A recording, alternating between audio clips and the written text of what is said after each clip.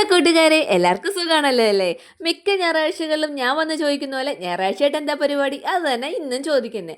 ഇന്ന് പ്രത്യേകിച്ച് പരിപാടികളൊന്നും കാണത്തില്ലായിരുന്നു. രാവിലെ ഏട്ടൻ ജോലിക്ക് പോയതാ. പക്ഷെ ഇന്ന് പെട്ടെന്ന് വന്നപ്പം നേരത്തെ വന്നുകൊണ്ട് എൻ്റെ അടുത്ത് ചോദിച്ചു, എന്തായാലും ഞായറാഴ്ചയല്ലേ, കുറച്ച് നാളുകൊണ്ട് നമ്മൾ പ്ലാൻ ചെയ്ത് ആ സ്ഥലത്തേക്ക് ഇന്ന് പോയാലോ എന്ന്. അങ്ങനെ നേരെ കേട്ട പാതി കേൾക്കാത്ത പാതി കുട്ടിമണികളെല്ലാം പറക്കിയെടുത്ത് അമ്മയും വിളിച്ച് ഞാനും ഏട്ടനും അമ്മയും മക്കളും എല്ലാം കൂടെ ദാ വന്ന സ്ഥലം കണ്ടോ.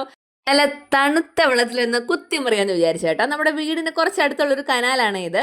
നേരെ വന്ന് ഏട്ടൻ ആദ്യം ആഴം ടെസ്റ്റ് ചെയ്യാം എന്നും പറഞ്ഞിറങ്ങിപ്പോയി. അവസാനം പിന്നെ അമ്പുക്കുട്ടനെ ഇറക്കി, ഞാൻ ഇറങ്ങി. ഷീക്കുന് പിന്നെ പേടിയായതുകൊണ്ട് ഒന്ന് മുക്കി എടുത്ത് കയറ്റി. പിന്നെ എന്തൊക്കെയോ കോപ്രായം കാണിക്കുക. അമ്പുക്കുട്ടന് പേടിയായതുകൊണ്ട് അമ്പുക്കുട്ടൻ പിന്നെ മടിച്ച് നിന്ന്. അടിച്ചു നിന്നാലും കുറച്ചൊക്കെ ഇറങ്ങി കളിച്ചു കേട്ടോ. വേണ്ട അതൊക്കെ കഴിഞ്ഞിട്ട് വന്നതാണ്ട് അമ്മ എല്ലാവർക്കും ഡ്രസ്സൊക്കെ മാറ്റി കൊടുക്കുക. വേണ്ട അതൊക്കെ കഴിഞ്ഞിട്ടാണ്ട് ഏട്ടൻ പിടിച്ച് വെള്ളത്തിൽ മുക്കിയാലോ എന്ന് പേടിച്ചിട്ട് അമ്മ താണ്ട് അവസാനം ചെന്ന് ഒറ്റയ്ക്ക് പോയിരുന്നു മുഖമൊക്കെ കഴുകി.